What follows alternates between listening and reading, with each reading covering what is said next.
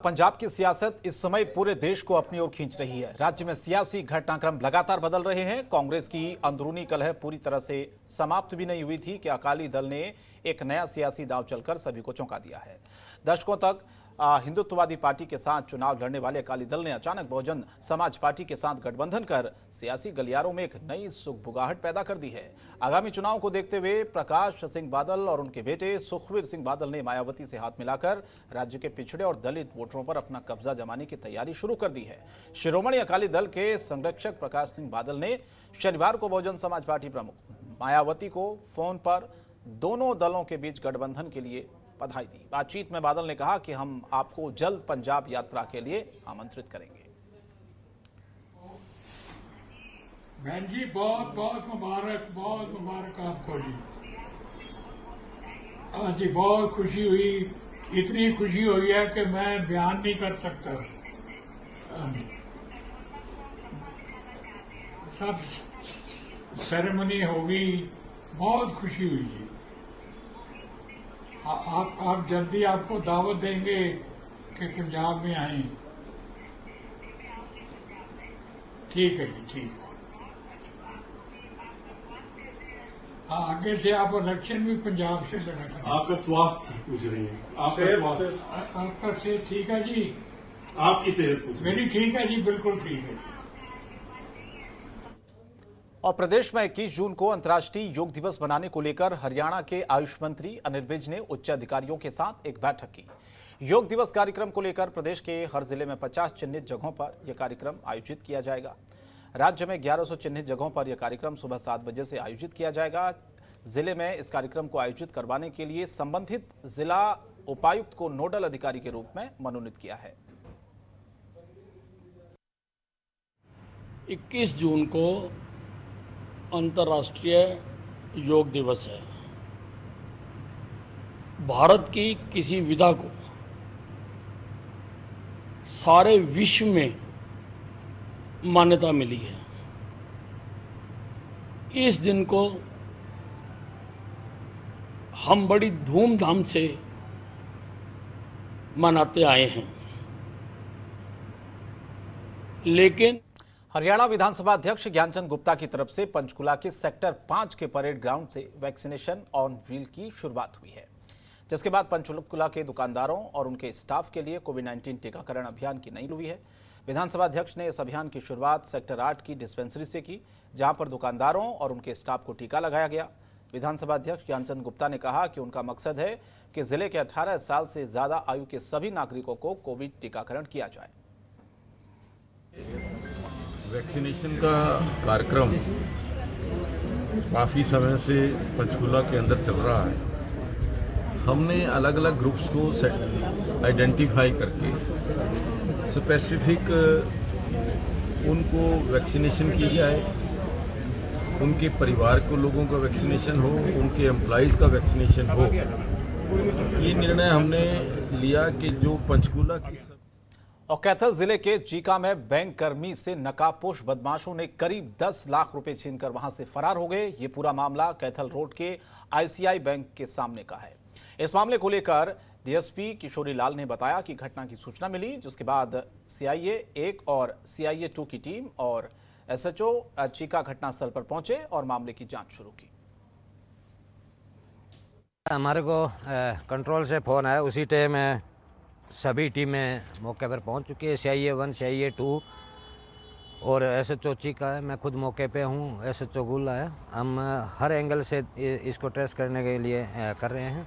अब तक 10 लाख के करीब है, 9,80,000 रुपये छीने हैं और जो अपने पर्सनल है एटीएम में डालने के लिए ले जा। और हनीप्रीत के पहले पति विश्वास गुप्ता और उसके ससुर रह चुके एमपी गुप्ता को धमकी भरे फोन आ रहे हैं, जिसकी जांच अब पुलिस ने की तो खुलासा हुआ। ये फोन ना बाबा राम रहीम की तरफ से आया था और ना ही हनीप्रीत की तरफ से कोई फोन आया। ये फोन जिसने करवाया था वो विश्वास गुप्ता का ही कोई रिश्तेदार है, जिनका इनके साथ जमीन का विवाद चल रहा है। फिलहाल पुलिस इस बात की जांच कर रही है।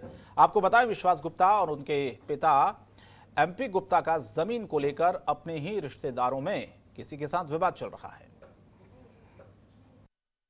हमारे एसपी साहब को दी थी और इसमें उन्होंने आरोप लगाए थे कि 9 तारीख को मेरे पास 2-3 फ़ोन कॉल आई है और मेरे को उन्होंने धमकी दिया, लेकिन वो कन्फर्म नहीं थे कि धमकी किसने दिया। उसमें एक मोबाइल नंबर भी था।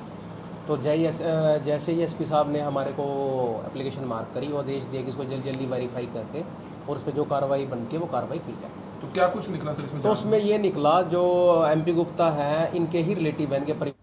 और करनाल के गांव श्यामगढ़ के पास रेल ट्रैक पर 65 साल के व्यक्ति की ट्रेन की चपेट में आने से मौत हो गई। मौके पर पहुंची GRP पुलिस ने शव को कब्जे में लिया, पोस्टमार्टम के लिए भिजवाया और इस पूरे मामले की जांच की कि आत्महत्या है या फिर हादसा है। बताया जा रहा है कि हादसा उस वक्त हुआ जब बुजुर्ग अपने खेत में गया था और कुछ देर में सूचना मिली कि उसकी मौत हो गई। पता लगा जी खेत हमारी रेलवे लाइन के दोनों साइड ही खेत, अपने खेत में जान लग रहा था जी नीचे एक्सीडेंट हो गया इनके साथ। अच्छा, बस यही पता लगा। तो कारण कोई पता लगा भी क्या काम? ये रामगोपाल क्या काम करते थे? जिम्मेदार तो जिम्मेदार किसान है। अच्छा, तो कितने बजे का हादसा है? 11 साढ़े 11। तो यही पता चला जी खेत में जा रहे थे अपने, पता नहीं किस तरह पेट में आ गया। बाकी जैसे पड़ोस में पता चला मानसिक रूप से तो ठीक नहीं था जिसकी, परेशानी सही था जो मानसिक रूप से दिमाग सही काम नहीं करे। फरीदाबाद के खोरी गांव में 170 एकड़ जमीन पर बसे करीब 10,000 मकानों को तोड़ने का जो आदेश सुप्रीम कोर्ट के द्वारा दिया गया, वो गांव करीब 40 साल पहले बसना शुरू हुआ था। गांव के लोगों के पास यहां के आधार कार्ड और परिवार के पास पहचान पत्र से लेकर दूसरे दस्तावेज भी मौजूद हैं, जिससे साफ जाहिर होता है कि किस तरह से पैसे खाकर भ्रष्ट अधिकारियों ने ये दस्तावेज तैयार किए हैं। आपको बता दें करीब 35 से 40 साल पहले यहाँ पर लोगों का बसना शुरू हुआ था। खोरी गांव करीब 40 साल पहले सूरजकुंड के खोरी गांव इलाके में पहाड़ों के बीच लोगों ने इसमें बसने की कवायद शुरू की और यहाँ पर बसने वाले सभी लोग यूपी, बंगाल, मध्य प्रदेश, छत्तीसगढ़ सहित देश के अलग अलग राज्यों से आए। जब लोगों ने यहाँ पर जमीन खरीदना शुरू किया और मकान बनाने शुरू किए तो फरीदाबाद नगर निगम, वन विभाग सहित पुलिस के द्वारा इन लोगों से जी भरकर वसूली की गई। मैं तो यहाँ पे 15 साल पहले आई हूँ। मेरे पास आधार कार्ड और ये पहचान पत्र, पैन कार्ड, ये सब हैं और हम यहाँ पे वोट भी देने जाते हैं।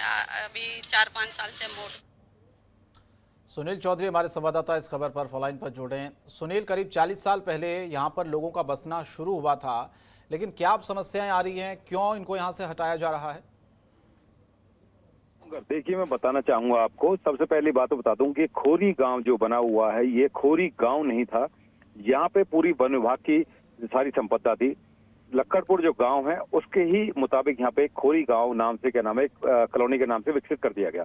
लेकिन मैं सबसे बड़ी बात बता दूं कि अब जो 30 से 35 साल पहले तक, 35 से 40 साल जो भी हो गए हैं, वहां से जब उसमें उस टाइम पे क्या नाम बसना स्टार्ट हुआ था ये गांव, तो तब उन्होंने ना तो क्या नाम है इस किसी प्रकार का कोई लोन लिया था, ना किसी प्रकार से कोई क्या नाम है यहाँ पर रजिस्ट्री हो सकती थी, कुछ भी नहीं था। लेकिन यहाँ पर जितने भी महकमे हैं, जिसमें कहूँ वन विभाग भी है, जिसमें कहूँ मैं नगर निगम भी है और जिसमें कहूँ मैं कि पुलिस विभाग भी शामिल है, तो सबसे बड़ी बात बता दूं कि इन्होंने अपनी खुद की आय बनाने के लिए यहाँ पे इन लोगों का फायदा उठाना स्टार्ट किया।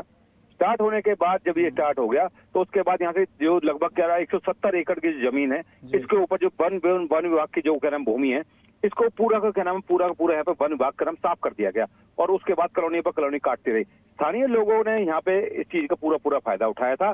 और अब सबसे बड़ी बात होगी कि ये जो अब जो लोग यहाँ पे रह रहे हैं, अब सबसे बड़ी समस्या इनके खिलाफ, इनके मामले में ये है कि भाई अब ये जाए तो जाए कहाँ, क्योंकि 35-40 सालों से यहाँ पे जो बसने वाली और बसावट वाली जो कहानी हो रही थी, उस टाइम पे नगर निगम ने, उस टाइम पे वन विभाग ने, उस टाइम पे पुलिस विभाग ने क्यों संज्ञान नहीं लिया था? क्योंकि फरीदाबाद की क्या नाम भूमि है, दिल्ली की कुछ भूमि है। ये बड़ा सवाल है कि आखिर ये लोग जाएंगे कहाँ? 40 सालों से अगर उनका बसेरा है, उन्होंने घर अपने बनाए हुए हैं, तो आखिर उन्हें वहां से हटाया जा रहा है, तो फिर वो जाएं कहाँ? क्या दूसरी जगह उन्हें शिफ्ट किया जाएगा? क्या कहीं पर उन्हें जमीन दी जाएगी? और इसीलिए अब लोग परेशान हैं। उनके आगे संकट सबसे बड़ा यही है कि वो अपने घर छोड़कर कहाँ जाएं।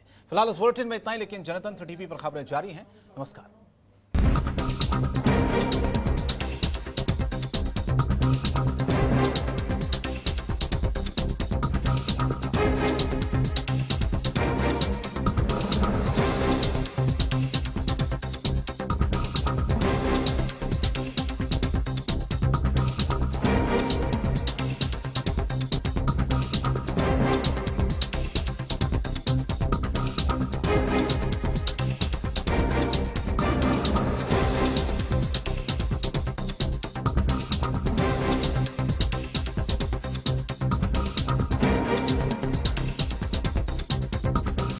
खबरों के निष्पक्ष विश्लेषण के लिए सब्सक्राइब करें Jantantra TV and press the bell icon. Never miss any update.